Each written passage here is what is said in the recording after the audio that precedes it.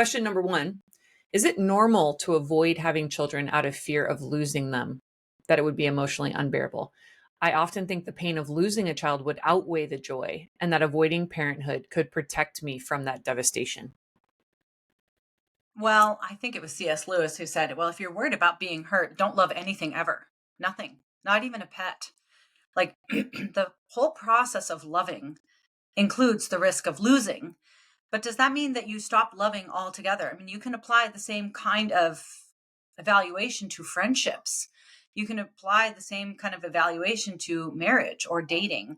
And the truth is, we need more of all of that, not less. We need more in person relationships. We need more real life connection. And we need more very tight emotional, familial bonds, not less.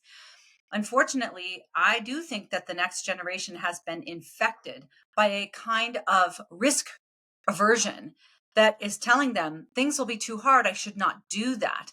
And indeed, it is emotionally hard. Even if you're just doing marriage and family correctly, it's still hard. And the possibility of experiencing a devastating loss from a divorce that happens against your will or a child that you lose, it absolutely is significant.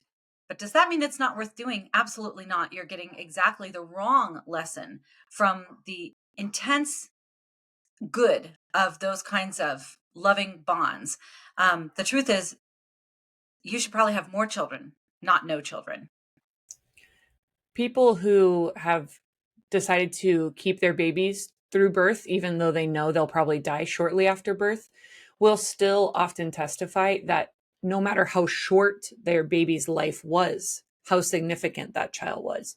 And so I think that's something to consider as well, that even the people that we've lost when they are quite young and through tragedy and all these things, human life matters, and it makes a difference regardless of how little or long we get to experience life or experience someone's life with, whether it's our child or a family member or a friend.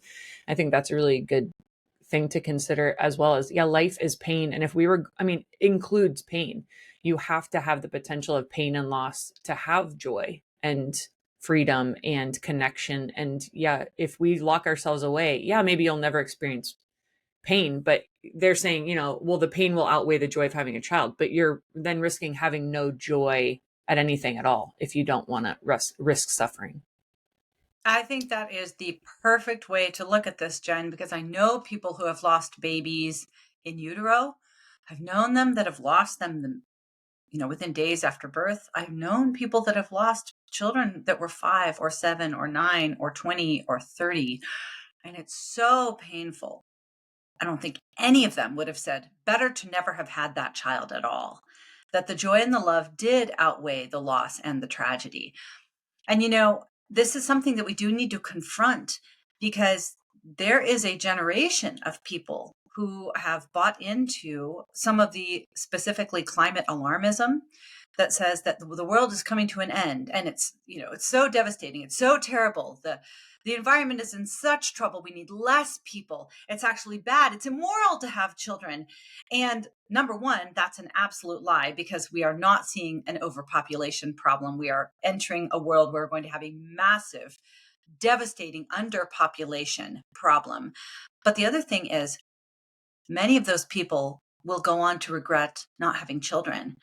And it seems kind of fun or no big deal or maybe environmentally virtuous to forsake having children in your 20s or early 30s, but especially women, once they get to be older, will very often experience regret if they chose not to have children for superficial reasons. That is going to very likely come back to be something that they wish they would have done differently. So have babies. I mean, not everybody can. Maybe you're not married yet. But don't reject having children because of some perceived fear.